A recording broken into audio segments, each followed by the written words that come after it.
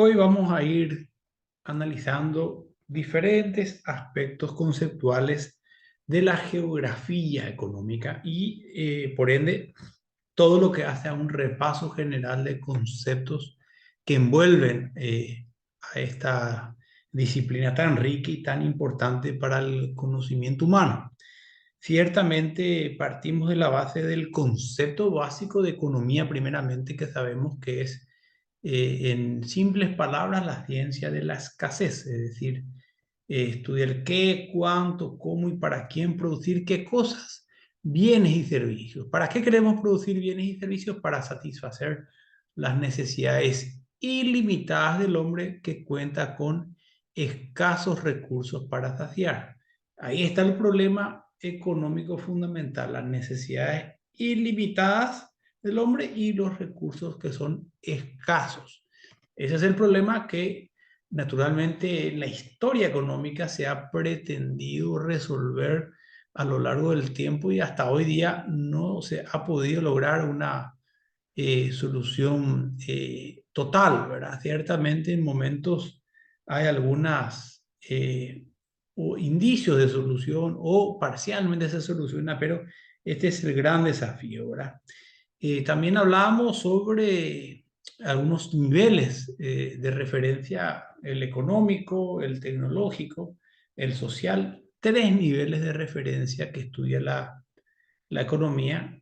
En ese primer nivel de económico se procuran analizar las máximas posibilidades económicas, el techo productivo. Y respondemos ahí a dos preguntas, el qué y el cuánto producir. En el nivel tecnológico respondemos al cómo producir y procuramos alcanzar la máxima eficiencia productiva o económica, ¿sí? Y en el nivel social procuramos alcanzar la máxima eficiencia distributiva. Ahí procuramos responder a la pregunta del ¿para quién voy a producir? Y esto se traduce muchas veces en todo lo que concierne al desarrollo empresarial. Eh, Dicho esto, ¿cómo es posible que empresas puedan realmente llegar a ser más eficientes a lo largo del tiempo? Naturalmente, con el amplio dominio de la tecnología, ese cómo producir ese know-how, asociada a un qué o una idea brillante de producción y un alcance. Lógicamente tenemos que saber cuánto vamos a producir y un alcance. ¿Qué significa el alcance? ¿A quién venderle? ¿A quién va orientado? El estudio potencial de la demanda. Por eso los niveles de referencia económica son fundamentales y esto es lo que tenemos que manejar o dominar, ¿verdad? A partir de ahí empezamos a estudiar ciertas cuestiones como, bueno, el qué, cuándo, cómo y para quién producir, que son las grandes cuestiones económicas que se pretende estudiar.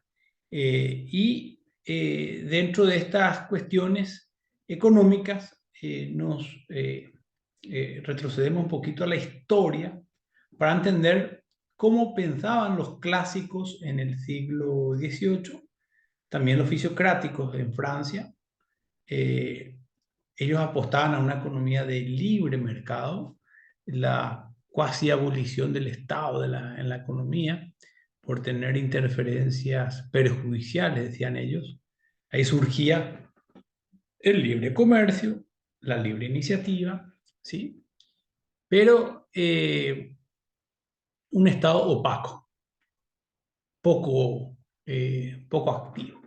Entonces, en el siglo XIX es que aparece la figura de los socialistas de Austria y los históricos alemanes que, bueno, proponían traer de vuelta al Estado con fuerza, así como antes era el mercantilismo entre los siglos XV y XVII.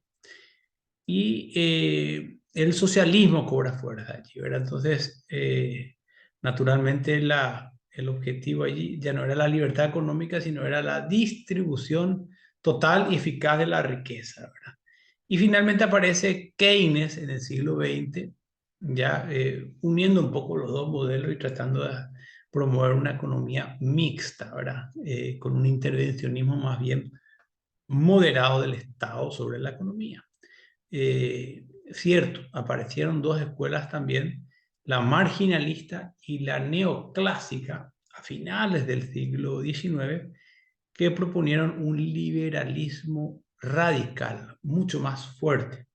Solo que Keynes, después de 20 años, les da una lección de eficiencia en el sentido de indicarles que no está mal generar libertad de precios, libertad de mercado, libertad de movimientos, pero el Estado nunca debe dejar de controlar, pues representa una suerte de cuasi árbitro, y son mecanismos de controles que se implementan con eficiencia. Entonces, es un poco el preámbulo para empezar a analizar otras definiciones, como por ejemplo los recursos productivos. Teníamos 5 recursos productivos. ¿Cuáles eran? Capital, mano de obra, tecnología, capacidad empresarial y recursos naturales. Tenemos que definir bien cada uno de ellos qué significa el capital. Conforman los bienes duraderos, los cuales están destinados a producir otros bienes y o servicios, ¿sí? Sirve más para la inversión. El capital es importante porque te da una posibilidad de crecimiento, de inversión. Luego viene la mano de obra, que está conformado por personas entre 14 y 65 años de edad que están trabajando o buscando trabajo y son aptas para el ejercicio del mismo. Esa mano de obra bruta que mueve, que trata de, no digo generar cambios, sino que generar movimientos o desplazamientos, choferes, constructores, hoy delivery, por decir, ¿verdad? Eh, Mineros, en Chile, por ejemplo, se da mucho eso. Sin embargo, la mano de obra combinada con el capital nos da esa fuerza laboral, pero no es suficiente aún para lo que hoy conllevan los desafíos económicos. Por eso ahí aparece como tercera fuerza y la más importante y que marca la diferencia entre países ricos y pobres, la tecnología. ¿Sí? La tecnología, naturalmente, lo que hace es transformar con bajos costos toda la maquinaria productiva en un país y te permite alcanzar niveles máximos a niveles productivos, a nivel productivo, reitero, con el menor costo.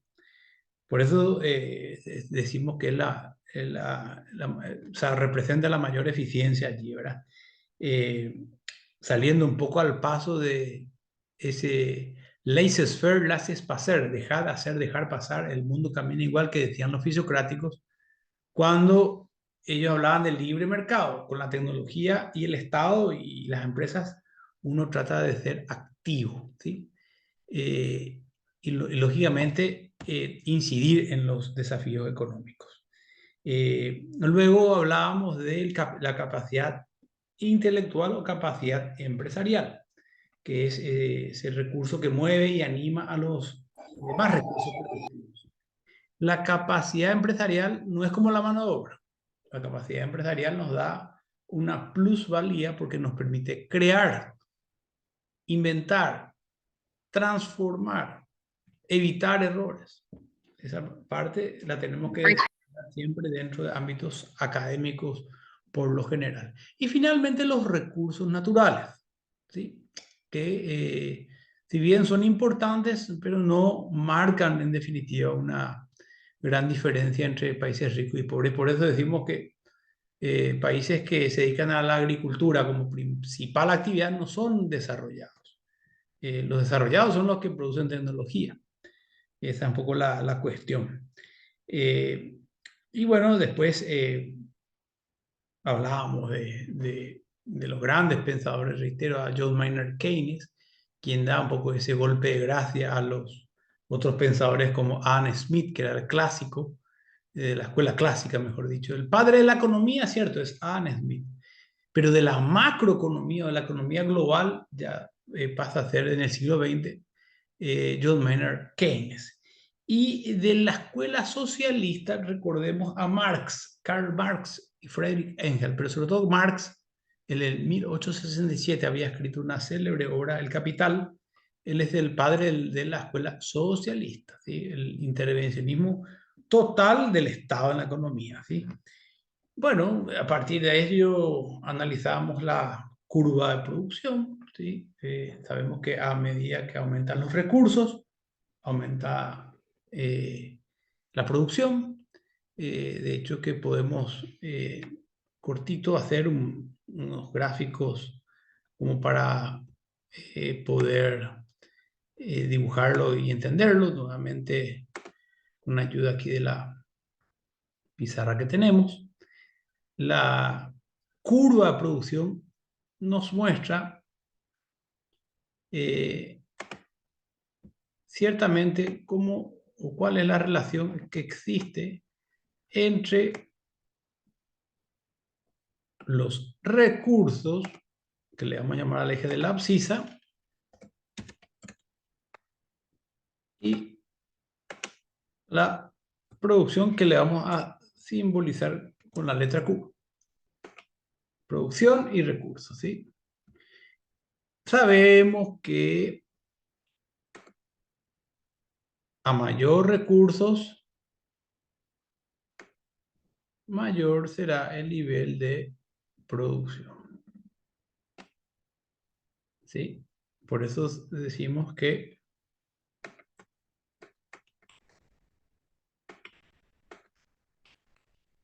acá sale un poquito corto, pero se entiende, ¿verdad?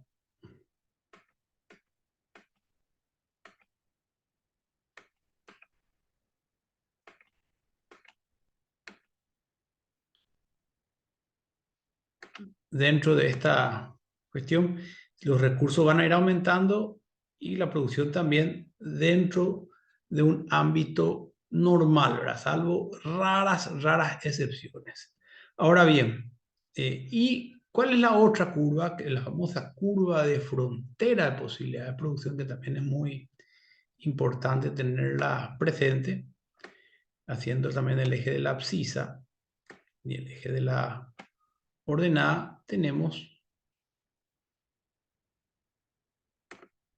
esta otra curva, la curva de frontera de posibilidad de producción, ¿sí?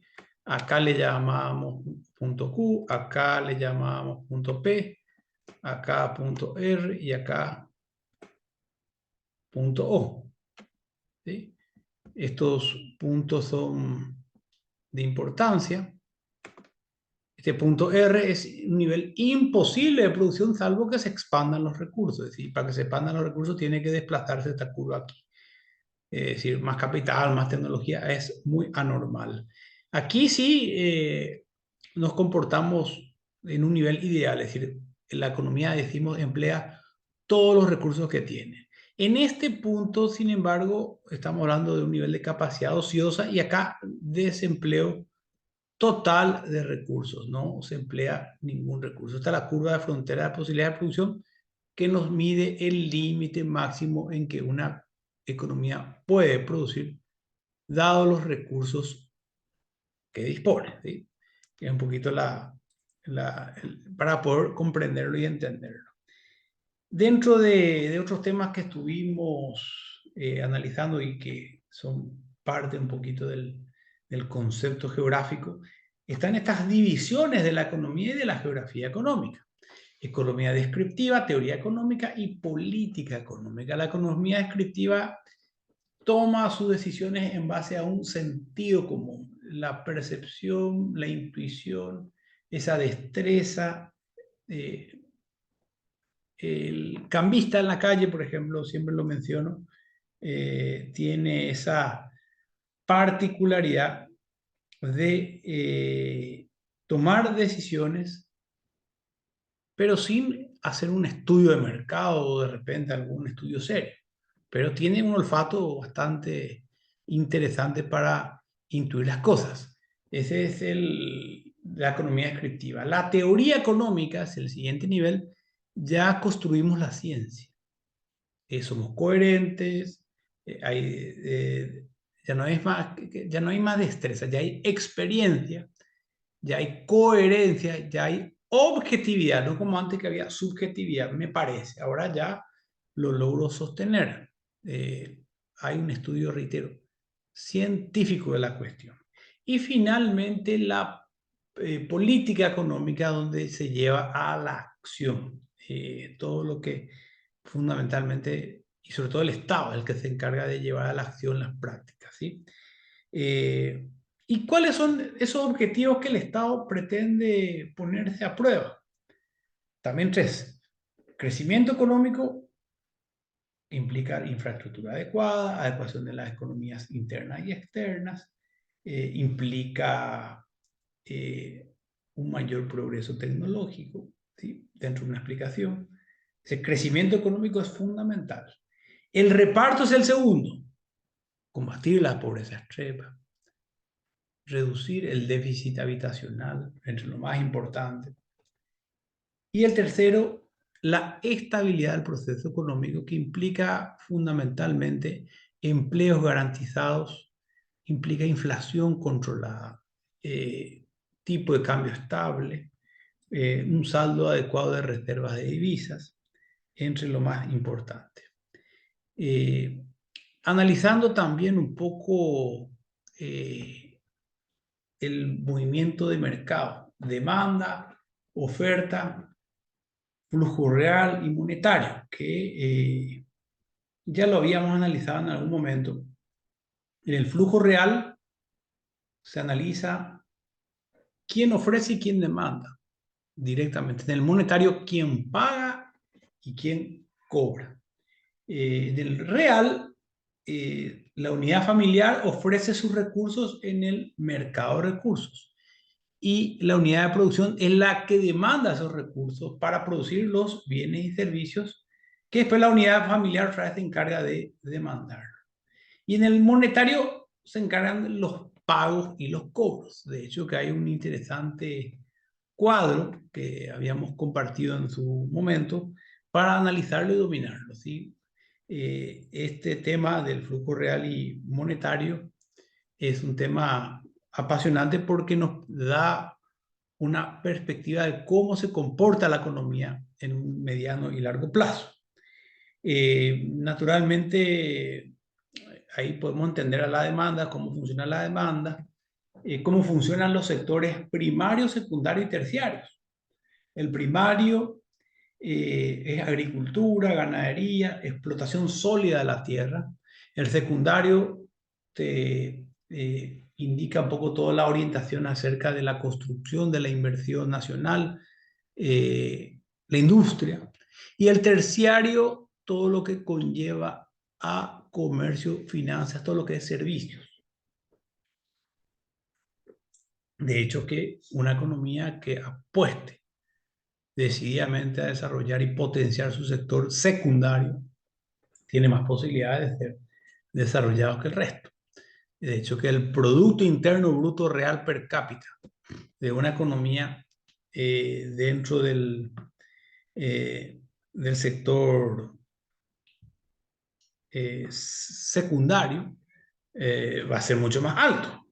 Naturalmente, su PIB va a tener mucha más fuerza, ¿verdad? Y que en definitiva esto nos permitiría naturalmente reducir la tasa de desempleo, reducir los niveles de pobreza. Los modelos liberales, por decir, de libre mercado, generalmente tienden a buscar competencia y favorecer el sector secundario más que el resto. En parte los modelos socialistas intentaron, pero hay mucha ineficiencia de por medio, entonces no tuvieron tanto éxito. De hecho, que para entender los modelos económicos que estudiamos, ¿cuáles eran los modelos económicos? El modelo liberal, donde se hablaba de una producción, distribución y consumo, libre mercado, individualismo, precursor Adam Smith. El segundo modelo es el socialista, el binomio producir y distribuir. El precursor principal es Karl Marx. Y también Friedrich Engels, ¿sí? El Estado como intervención total en el segundo, y en el anterior que dije, el Estado poco ausente. ¿Sí? Un poco ausente, esa es la cuestión. Y el de economía mixta, más que nada se lo considera Keynes como el mentor. Hay una combinación entre, hay veces que bueno, el Estado interviene un poco más, a veces que el Estado interviene menos, pero en base a un poco las conveniencias del momento, ¿cierto? Esa es un poco la cuestión de mayor importancia. Analizamos también las características de la demanda. ¿Se acuerdan de la demanda? Para que la demanda sea grande, tiene que haber primero una gran población, una dimensión del mercado, ¿cierto? Tiene que haber actitudes y preferencias del consumidor, tiene que haber variación del poder adquisitivo, los bienes sustitutos y expectativa de los precios. En cambio, en la oferta también hay 5 que son el número de empresas potencialmente aptas. Cuando hablamos de oferta hablamos de competencia, hablamos de variación de la tecnología, hablamos de tercero de los precios y las condiciones de los recursos. Si hay clima bueno, entonces la producción mejora, los precios bajan. Eh, Naturalmente las expectativas tanto de los precios y como de las condiciones de esos recursos también juegan un papel interesantísimo. Y con la pandemia lo hemos logrado realmente aprender y poner en marcha, ¿cierto? Esas fueron las cuestiones. Y la teoría económica, ¿en qué se divide? La teoría económica, ¿sí? Micro y macroeconomía, a no confundir con las otras divisiones. La teoría económica se divide en dos, en micro y en macroeconomía. La microeconomía, estudiada desde el siglo XVIII por Adam Smith, promueve el libre mercado, la libertad económica, ¿sí? Estudio parcial más que nada de la economía, variables pequeñas, precio, demanda, oferta, ingreso del personal. Sin embargo, la macroeconomía ya hace un estudio global de la economía o también en su conjunto. Ciertamente es de gran importancia para, bueno, poder comprenderla, entenderla y analizarla. De hecho que nosotros como economistas siempre buscamos el bien mayor y causando el mínimo impacto posible, nocivo al menos que pudiese acontecer, ya sea eh, en la naturaleza o en la población en general, ¿verdad? Son temas sumamente relevantes. Está el círculo vicioso de la pobreza sobre todo, hay que atenderla y comprenderla todo lo que hace al PIB real per cápita. ¿Por qué las economías tienen Producto Interno Bruto Real per cápita? Y más que nada está ligada a esa cultura de poco ahorro, poca inversión de la gente, de las empresas que llevan a un problema de insuficiencia de capital, llevan a un problema de liquidez, llevan a un problema de falta de productividad y vuelve al problema de bajo PIB real per cápita. Son también aspectos que no podemos dejar de analizar dentro de lo que es capítulo de pobreza y capítulo de incluso crisis económica. Por eso entidades como el Banco Central, Ministerio de Hacienda, todo el Ministerio de Industria y Comercio, deben velar por sostener y apoyar las políticas económicas que el Estado, desde la cabeza del Poder Ejecutivo, se va trazando a lo largo de los periodos.